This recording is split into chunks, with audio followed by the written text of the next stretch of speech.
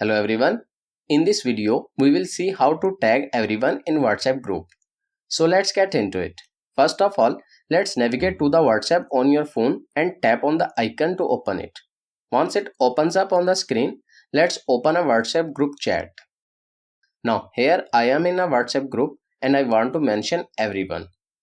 What we need to do is simply type @ and type everyone without space and send this message. But as you can see, this does not work.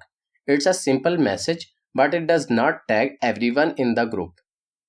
Type @ again and you can see a pop-up will open over the chat bar showing the group members.